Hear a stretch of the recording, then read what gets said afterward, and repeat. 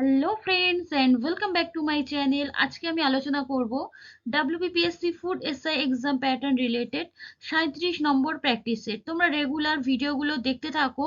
এই ভিডিওগুলো প্রচন্ড ইম্পর্টেন্ট তোমাদের সামনের এক্সামটি ক্র্যাক করার জন্য। শেষ পর্যন্ত ভিডিওটি দেখবে এবং আমার টেলিগ্রাম চ্যানেলে যুক্ত হয়ে থাকবে তোমরা রেগুলার ভিডিওর যদি আপডেট পেতে হয়। তাহলে শুরু করছি আজকের প্রথম প্রশ্ন। ইবাদত খানা কে প্রতিষ্ঠা করেন? অপশন দেখো, বৈরাম খাঁ, আকবর, সংগ্রাম সিং না শাহজাহান। তোমরা অ্যান্সার করার চেষ্টা করবে এবং শেষে অবশ্যই কমেন্ট করে জানাবে তোমরা কতগুলো অ্যান্সার করতে পারছো। আর যদি কোনো প্রশ্নে ভুল ভ্রান্তি থেকে থাকে তবে তোমরা কমেন্টে তোমরা সেই ভুলটা আমাকে বলে দেবে, আমি সংশোধন করে নেওয়ার চেষ্টা করব। তাহলে এটার উত্তর হয়ে যাবে ইবাদত খানা প্রতিষ্ঠা করেছিলেন সম্রাট আকবর। এবার কিছু প্রশ্ন তোমরা জেনে রাখো আকবর সম্পর্কিত। প্রথম ভারতের মাটিতে জন্মান মুঘল সম্রাট আকবর। 1556 সালে তিনি সিংহাসনে বসেন এবং তার উপাধি ছিল শাহেনশাহ। আকবর 13 বছর বয়সে সিংহাসনে বসেছিলেন। আকবরের সেনাপতির নাম টোডরমল। আকবরের গৃহশিক্ষকের নাম কি? আব্দুল লতিফ। এবং তিনি যে প্রথাটি চালু করেন মনসবদারি প্রথা, এই মনসব কথার অর্থ হলো পদমর্যাদা। এই প্রত্যেকটি লাইন তোমরা ভালো করে পড়ে রাখবে, এগুলো থেকে প্রশ্ন আসে। তাহলে যাচ্ছে পরের প্রশ্নে। ভারত শাসন আইন কত খ্রিস্টাব্দে ব্রিটিশ পার্লামেন্টে পাশ হয়? 1784, 1855, 1860 না 1857? ভারত শাসন আইন ব্রিটিশ পার্লামেন্টে পাশ হয়েছিল 1784 সালে। পরের প্রশ্ন। দ্বিজাতি তত্ত্বের প্রবক্তা কে? মোহাম্মদ আলী জিন্নাহ, মোহাম্মদ ইকবাল, মহাত্মা গান্ধী, সৈয়দ আহমদ খাঁ। দ্বিজাতি তত্ত্বের প্রবক্তা হলেন অপশন নাম্বার এ মোহাম্মদ আলী জিন্নাহ। পরের প্রশ্ন। কাকোরি ষড়যন্ত্র মামলা কত খ্রিস্টাব্দে হয়? 1915 সালে, 1925 সালে, 1929 সালে না 1920 সালে? কাকোরি ষড়যন্ত্র মামলা হয়েছিল 1925 সালে। এছাড়াও যে কটা মামলা আছে সে কটা সালগুলো তোমরা দেখে রাখো। মুজাফফরপুর ষড়যন্ত্র মামলা, এটা হয়েছিল 1908 সালে। আলিপুর বোমার মামলা 1908 সালে। নাসিক ষড়যন্ত্র মামলা 1910 সালে। লাহোর ষড়যন্ত্র মামলা দুটি হয়েছিল, প্রথমবার হয়েছিল 1915 সালে এবং দ্বিতীয়বার 1929 সালে। রেশমি রুমাল ষড়যন্ত্র মামলা, এটি হয়েছিল 1916 সালে। কানপুর মামলা হয়েছিল 1924 সালে।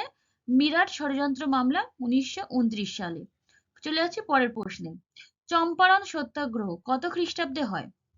1909 সালে, 1915 সালে, 1917 সালে না 1902 সালে? চম্পারণ সত্যাগ্রহ হয়েছিল অপশন নাম্বার সি 1917 সালে। এবার তোমরা দেখে রাখো মহাত্মা গান্ধীর নেতৃত্বে যে কটা আন্দোলন হয়েছিল সে কটার সাল। খেদা সত্যাগ্রহ, তোমরা এই সাল থেকেও পড়তে পারে বা এই সত্যাগ্রহ বা আন্দোলনগুলো কার নেতৃত্বে হয়েছিল সেগুলো পরীক্ষায় আসতে পারে। খেদা সত্যাগ্রহ হয়েছিল 1918 সালে। রাওলাট সত্যাগ্রহ 1919 সালে। খিলাফত আন্দোলন 1919 সালে। অসহযোগ আন্দোলন 1920 থেকে 1922 সালের মধ্যে।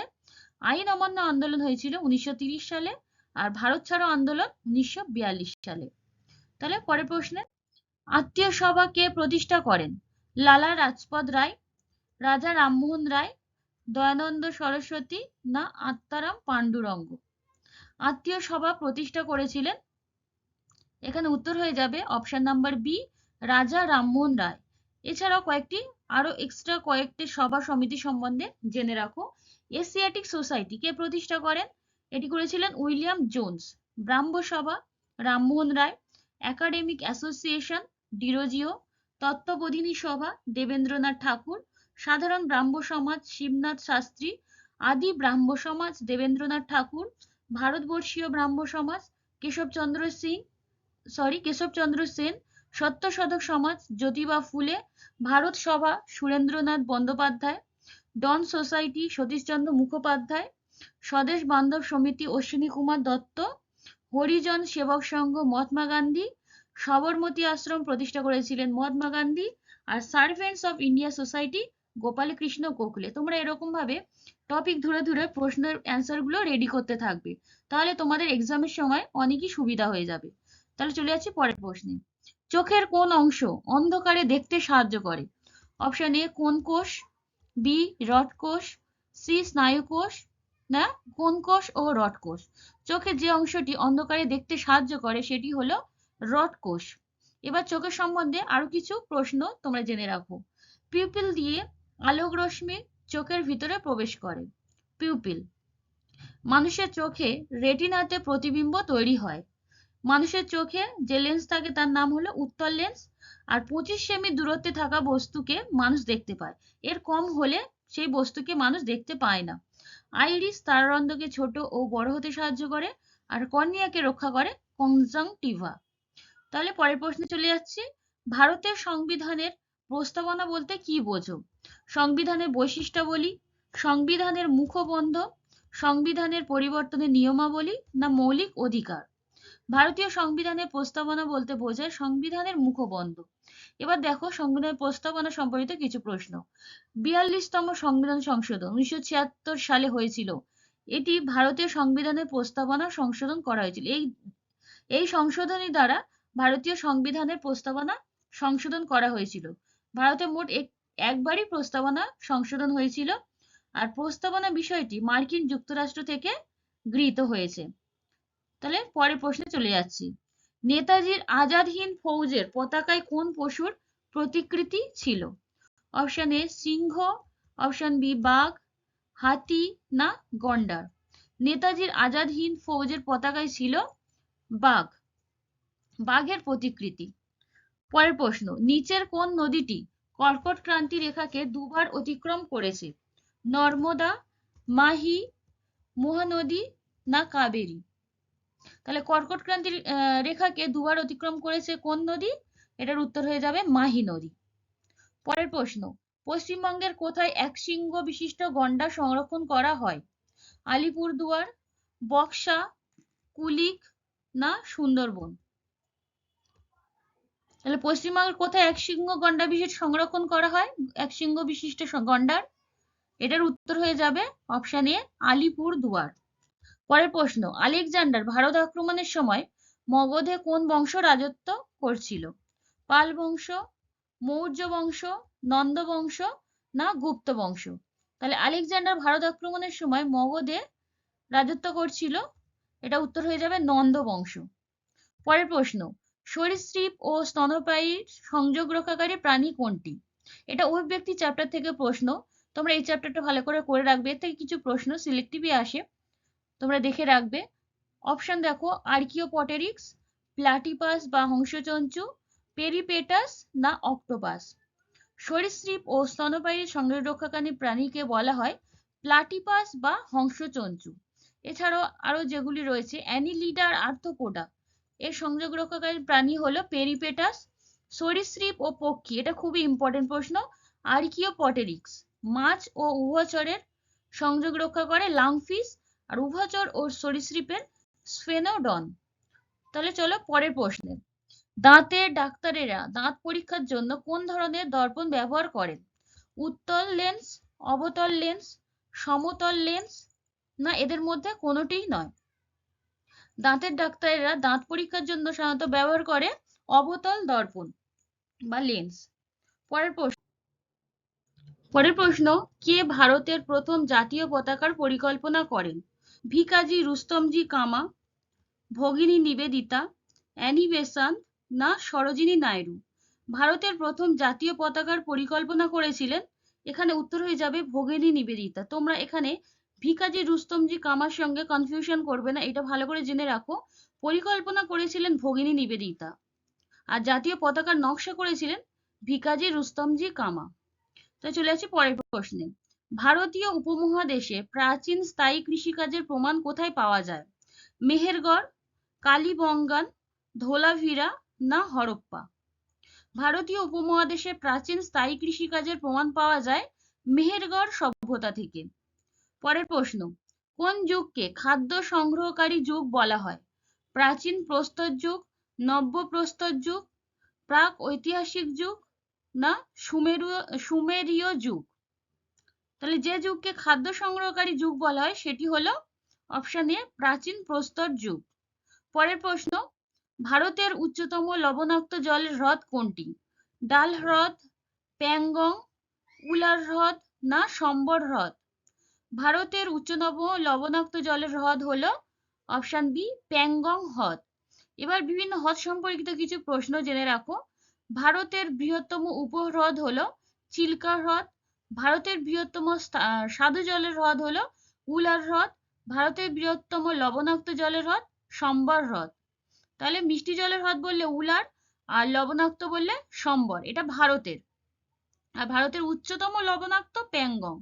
পৃথিবীর বৃহত্তম মিষ্টি জলের হ্রদ কাস্পিয়ান সাগর হ্রদ। আর সর্বাধিক লবণাক্ত পৃথিবীর মধ্যে মরুসাগর হ্রদ। তাহলে পরের প্রশ্নে চলে যাচ্ছি।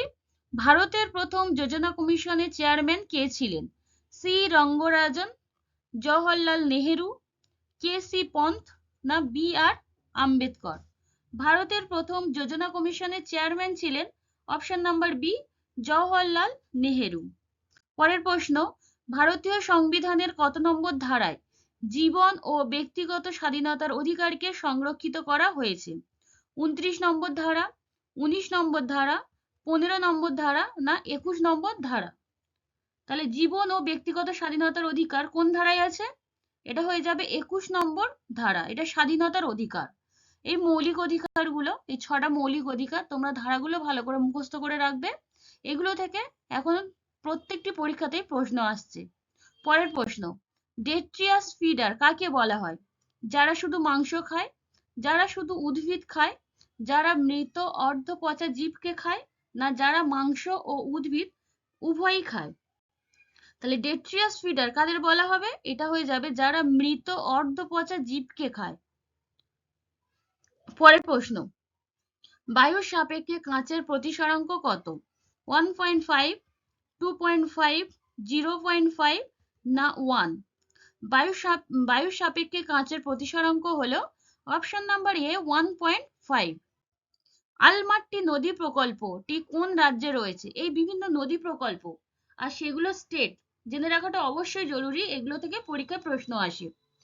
তাহলে অপশন দেখো, উত্তরপ্রদেশ, কর্ণাটক, কেরালা না অন্ধ্রপ্রদেশ? আলমাট্টি নদী প্রকল্পটি রয়েছে যে রাজ্যে সেটি হলো কর্ণাটকে। পরের প্রশ্ন, পশ্চিমবঙ্গের দোসর কোন রাজ্যকে বলা হয়? মেঘালয়, ত্রিপুরা, মণিপুর না আসাম? পশ্চিমবঙ্গের দোসর বলা হয় অপশন নাম্বার বি ত্রিপুরা রাজ্যকে। পরের প্রশ্ন, আজ পর্যন্ত ভারতে আর্থিক জরুরি অবস্থা কতবার প্রয়োগ করা হয়েছে? একবারও না, একবার, দুবার না 3বার? আজও পর্যন্ত ভারতে আর্থিক জরুরি অবস্থা এখনো একবারও প্রয়োগ করা হয়নি। চলে যাচ্ছি পরের প্রশ্নে, নিচের কোনটি ভারতের সংবিধানের 76 নম্বর অনুচ্ছেদের অন্তর্গত? রাষ্ট্রপতি নিয়োগ, উপরাষ্ট্রপতি নিয়োগ, অ্যাটর্নি জেনারেল নিয়োগ না অডিটর জেনারেল নিয়োগ? ভারতের সংবিধানের 76 নম্বর অনুচ্ছেদে রয়েছে, এখানে অপশন হয়ে যাবে সি অ্যাটর্নি জেনারেল নিয়োগ। এটা রয়েছে 76 নম্বর অনুচ্ছেদে। পরের প্রশ্ন, গঙ্গার দূষণ প্রতিরোধ ও দূষিত জলের শোধন সম্পর্কিত প্রকল্পটির নাম কি? গঙ্গা বাঁচাও প্ল্যান, গঙ্গা শোধন প্ল্যান, গঙ্গা অ্যাকশন প্ল্যান না গঙ্গা দূষণ প্ল্যান? তাহলে গঙ্গা দূষণ প্রতিরোধ ও দূষিত জলের শোধন সম্পর্কিত প্রকল্পটির নাম হলো গঙ্গা অ্যাকশন প্ল্যান। পরের প্রশ্ন, কলকাতায় সর্বপ্রথম বৈদ্যুতিক ট্রামের প্রচলন কত খ্রিস্টাব্দে হয়? 1899 সালে, 1902 সালে, 1903 সালে না 1882 সালে? কলকাতায় সর্বপ্রথম বৈদ্যুতিক ট্রামের প্রচলন হয়েছিল অপশন নাম্বার বি 1902 সালে। পরের প্রশ্ন, উমিয়াম হ্রদ কোন রাজ্যে অবস্থিত? উড়িষ্যা, কেরালা, মণিপুর না মেঘালয়? উমিয়াম হ্রদটি অবস্থিত মেঘালয়ে। পরের প্রশ্ন, সন্ধ্যাকার নন্দী কোন রাজবংশের সভাকবি ছিলেন? সেন বংশ, হুসেন শাহী বংশ, পাল বংশ না মৌর্য বংশ? সন্ধ্যাকর নন্দী ছিলেন পাল বংশের একজন সভাকবি। পরের প্রশ্ন 31 নাম্বার, প্রাণী দেহের সবচেয়ে দীর্ঘতম কোষ কোনটি? স্নায়ু কোষ, পেশি কোষ, লসিকা গ্রন্থি না লিভার কোষ? প্রাণী দেহের সবচেয়ে দীর্ঘতম কোষ হলো অপশন নাম্বার এ স্নায়ু কোষ। আর বৃহত্তম যদি কোষ বলা হয় প্রাণীদের সেটা হবে উট পাখির ডিম। চলে যাচ্ছি পরের প্রশ্নে, পিচার প্ল্যান্ট কি? অ্যাক্সিনোমরফিক, হেটারোট্রফিক, ভাইরাস সংক্রমিত কোষ না পতঙ্গভুক উদ্ভিদ? পিচার প্ল্যান্ট হলো একটি পতঙ্গভুক উদ্ভিদের নাম। কুইনাইন উদ্ভিদের কোন অংশ থেকে পাওয়া যায়? গাছের পাতা, কাণ্ডের ছাল, শিকড় না ফুলের কুঁড়ি থেকে পাওয়া যায়? কুইনাইন পাওয়া যায় সিনকোনা গাছের ছাল থেকে এবং এটি ব্যবহৃত হয় ম্যালেরিয়া রোগের ওষুধ তৈরিতে। এছাড়াও আরো কয়েকটি উপকারের নাম তোমরা জেনে রাখো, সেগুলো কোথা থেকে পাওয়া যায় এবং কি কাজে ব্যবহৃত হয়। ডাটুরিন পাওয়া যায় ধুতুরা গাছের পাতা বা ফল থেকে, হাঁপানির ওষুধ তৈরিতে এটি ব্যবহৃত হয়। রেসারপিন এটি পাওয়া যায় সর্পগন্ধা গাছের মূল থেকে, উচ্চ রক্তচাপ কমাতে ব্যবহৃত হয়। মরফিন আফিং গাছের কাঁচা ফলের ত্বক থেকে পাওয়া যায় এবং ব্যথা বেদনার উপশম করতে এবং গভীর নিদ্রার জন্য এই আফিম ব্যবহৃত হয়, যেখান থেকে পাওয়া যায় মরফিন। চলে যাচ্ছি পরের প্রশ্নে। যে শাখায় কলার অণুবীক্ষণিক গঠন আলোচনা করা হয় তাকে কি বলা হয়? অরোলজি, সেরোমোলজি, অস্টিওলজি না হিস্টোলজি? এটার উত্তর হয়ে যাবে অপশন নাম্বার ডি, কলা সম্পর্কিত বিদ্যা। এটা হলো হিস্টোলজি। তোমরা এত প্রশ্নটা অনেকটা ঘুরিয়ে এসেছে, তোমরা সবকিছু দেখার দরকার নেই, শুধু কলা সম্পর্কিত বিদ্যা দেখলেই উত্তর হয়ে যাবে হিস্টোলজি। চলে যাচ্ছি পরের প্রশ্নে। নিয়াসিনের অভাবে ঘটিত রোগটির নাম কি? পেলেগ্রা, স্কারভি, রিকেট না অ্যানিমিয়া? নিয়াসিনের অভাবে যে রোগটি হয় সেটি হলো পেলেগ্রা। পরের প্রশ্ন, কোষ বিভাজনের কোন দশায় ডিএনএ সংশ্লেষ ঘটে? অপশন দেখো, প্রোফেজ, অ্যানাফেজ, টেলোফেজ না ইন্টারফেজ দশায়? এখানে উত্তর হয়ে যাবে ইন্টারফেজ দশায়। ইন্টারফেজ দশায় কোষ বিভাজনের ডিএনএ সংশ্লেষ ঘটে। পরের প্রশ্ন, সাদা পতাকা কিসের প্রতীক? যুদ্ধবিরতি, শান্তি, যুদ্ধ জয় না সাহসের প্রতীক? সাদা পতাকা শান্তির প্রতীক। এই বিভিন্ন রঙের পতাকা, এগুলো থেকে প্রশ্ন আসে কিসের প্রতীক, এরকম প্রশ্ন থাকে, তাহলে তোমরা প্রত্যেকটা চিহ্নই মনে রেখে দেবে। পরের প্রশ্ন, আবহাওয়া দ্রুত পরিবর্তনের ফলে যে বায়ু প্রবাহ হয় তাকে কি বলে? আকস্মিক বায়ু, নিয়ত বায়ু, অনিয়ত বায়ু না আয়ন বায়ু? আবহাওয়া দ্রুত পরিবর্তনের ফলে যে বায়ু প্রবাহ হয় তাকে বলা হয় অপশন নাম্বার এ আকস্মিক বায়ু। পরের প্রশ্ন, কলকাতা ও দিল্লির মধ্যবর্তী জাতীয় সড়কপথটির নাম কি? এটা ভেরি ভেরি ইম্পর্টেন্ট একটি টপিক। তোমরা প্রত্যেকটা যত জাতীয় সড়ক আছে সে কটার নাম ভালো করে নোট ডাউন করবে এবং মুখস্থ করে নেবে। অপশন আছে NH4, NH7, NH2 না NH3? কলকাতা ও দিল্লির মধ্যবর্তী জাতীয় সড়কপথটির নাম হলো NH2 বা ন্যাশনাল হাইওয়ে 2। এবং অন্যান্য যে হাইওয়ে গুলো আছে ইম্পর্টেন্ট, সেগুলো দেখে রাখো। হাজারি ও কলকাতা এই দুটো মানে শহরের মধ্যবর্তী জাতীয় সড়ক হলো NH6। ভারতের দীর্ঘতম জাতীয় সড়ক NH44, এটি শ্রীনগর থেকে কন্যাকুমারী পর্যন্ত বিস্তৃত। ভারতের ব্যস্ততম জাতীয় সড়ক NH48 এবং এই জাতীয় সড়ক পথ তৈরি করেন NHAI সংস্থা। এই NHAI এর পুরো কথা হলো national highway authority of India. মানচিত্রে নীল রঙের দাগ বিশিষ্ট জাতীয় পথ, এটা উত্তর থেকে দক্ষিণে বিস্তৃত, আর লাল রঙের দাগ পূর্ব থেকে পশ্চিমে বিস্তৃত। ভারতের উচ্চতম জাতীয় সড়ক পথ লেহ মানালি জাতীয় সড়ক পথ। চলে যাচ্ছি পরের প্রশ্নে। পৃথিবীর উচ্চতম গিরিপথের নাম কি? মানাপাস, কারাকোরাম, লাচুলাংলা না নাথুলা? পৃথিবীর উচ্চতম গিরিপথের নাম হলো মানাপাস। এছাড়াও দেখো, মানাপাস গিরিপথটি কোথায় মানে কোন কোন দুই জায়গাকে সংযোগ স্থাপন করে? এটা দেরাদুন আর তিব্বতের মধ্যে সংযোগ স্থাপন করে। আর মানাপাস অবস্থিত উত্তরাখণ্ড ও তিব্বতের মধ্যে। ভারতের উচ্চতম গিরিপথ হলো খরদুংলা, আর এটি অবস্থিত জম্মু কাশ্মীরে। ভারতের দীর্ঘতম গিরিপথ খাইবার গিরিপথ। চলে যাচ্ছি পরের প্রশ্নে। নন্দা দেবী সিংহের উচ্চতা কত? ৭৮১৬, ৮৫৮৬ মিটার, ৭৮২৬ মিটার না ৬৮৭৫ মিটার? নন্দা দেবী সিংহের উচ্চতা হলো option number A ৭৮১৬ metre. Godwin Austen, এটা কোন পর্বতের উচ্চতম শৃঙ্গ? কারাকোরাম পর্বতের উচ্চতম শৃঙ্গ। আর এই গডউইন অস্টিনের অপর নাম K2। এর দৈর্ঘ্য কত? এর উচ্চতা ৮৬১১ মিটার। কাঞ্চনজঙ্ঘা এটি হিমালয় পর্বতের উচ্চতম শৃঙ্গ, আর এর উচ্চতা ৮৫৮৬ মিটার। দোদাবেতা নীলগিরি পর্বতের উচ্চতম শৃঙ্গ, ২০৩৭ মিটার এর উচ্চতা।